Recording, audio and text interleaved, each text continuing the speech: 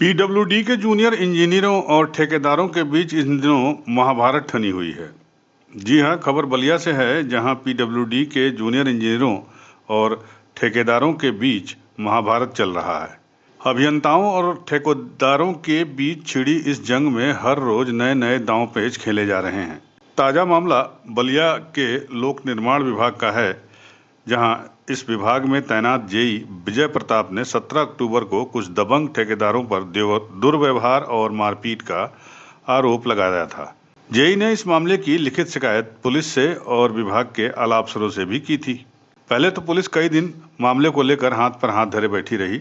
बाद में अभियंताओं के लामबंद होने और स्ट्राइक की धमकी देने पर पुलिस ने 3 नामजद और कुछ अज्ञात के खिलाफ मामला दर्ज कर लिया। हालांकि पुलिस ने आरोपियों की गिरफ्तारी नहीं की।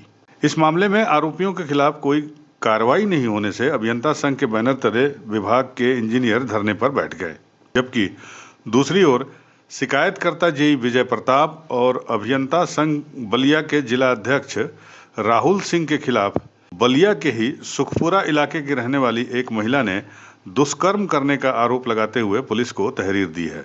अब इस महिला का आरोप है कि उसके पति को लोक निर्माण विभाग यानी पीडब्ल्यूडी में नौकरी दिलाने के नाम पर 2 जूनियर इंजीनियरों ने उसे पीडब्ल्यूडी के डाक बंगले में बुलाया और उसके साथ जबरिया दुष्कर्म किया।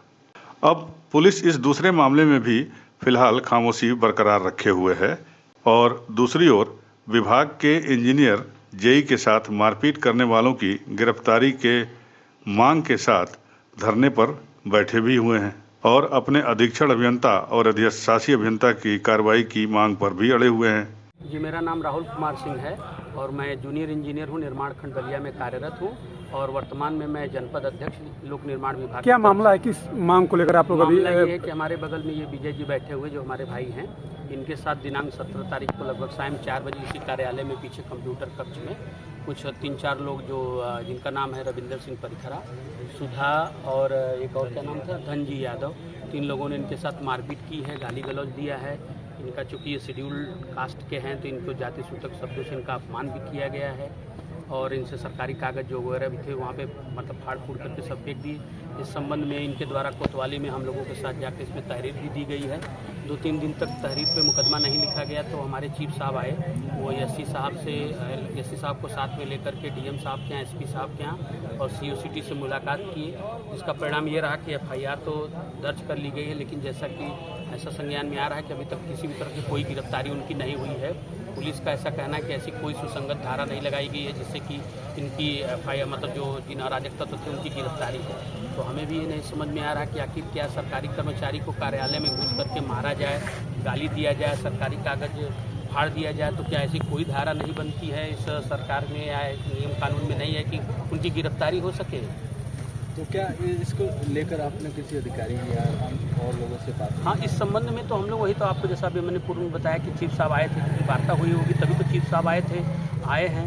इसके बाद हम लोगों को ये आश्वासन दिया गया कि 2-3 दिन में कुछ ऐसा परिणाम आएगा जिससे हमारे सम्मान की रक्षा हो सकेगी, हमारे भाई के अपमान का मतलब उनको भी जो भी सम्मान हमें मिलना चाहिए वो मिल जाएगा।